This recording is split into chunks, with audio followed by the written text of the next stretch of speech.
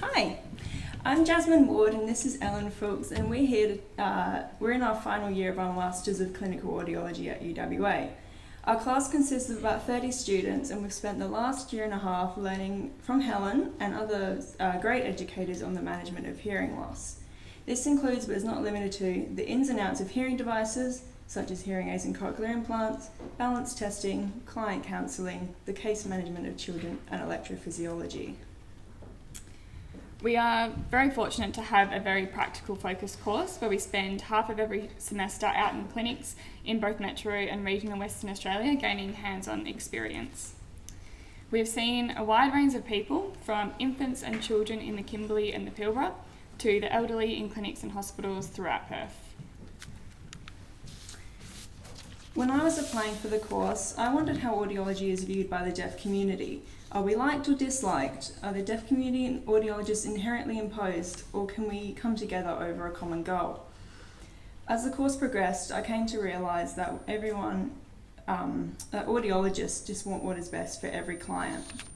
A few months ago in a practical placement, I saw a 7-month-old baby at the Perth Children's Hospital.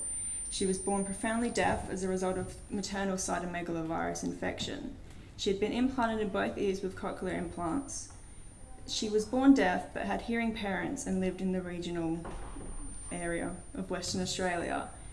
She was born into the deaf community, but what are her chances of knowing this? Of her growing up amongst other children with cochlear implants or hearing aids? Will she grow up thinking she is inherently different to the other children in her classes? How can an audiologist increase knowledge of the Perth and Greater Western Australian deaf community? Do parents receive appropriate support and information needed to make informed decisions about their child's future? This is where the audiology community and the deaf community can come together to provide accurate information to parents and provide the best care for the child. I believe that it is important that this baby girl grows up knowing other people just like her, so she can talk about her success and struggles with people who can understand. Audiologists and other health professionals must learn from the mistakes of the past, where the medical technology can fix you model was employed, and instead advocate for involvement with this new family and the many others with the deaf community. Even a child with hearing aids or a cochlear implant or two is still inherently deaf by birthright. So how can audiologists advocate for involvement in the deaf community?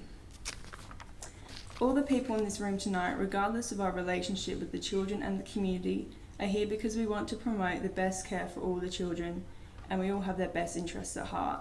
Whilst we may have differing views as to what the best care for a child is, we are nonetheless making recommendations on what we believe is the best course of action for children and adults alike.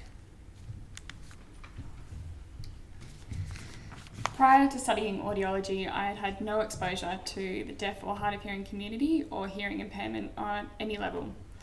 I was drawn to the field of audiology because we have the unique position among allied health professions to be continuously involved and follow individuals throughout their hearing journey throughout their life. The further into the course we got and the more hands-on experience I obtained, it became clear that we are not only here to provide hearing solutions and rehabilitation, but more importantly to provide emotional support and education throughout this journey. I think this resonates deeply with the values of the WA Foundation for Deaf Children, and as future audiologists we would definitely benefit from learning from such an incredible role model of an organisation. I have been very fortunate with my clinical experience. I have travelled to the Pilbara to assess and manage middle ear disease in remote Aboriginal communities. I'm involved in research at Fiona Stanley Hospital aiming to improve programming of cochlear implants, and I've had some truly inspiring and supportive mentors along the way.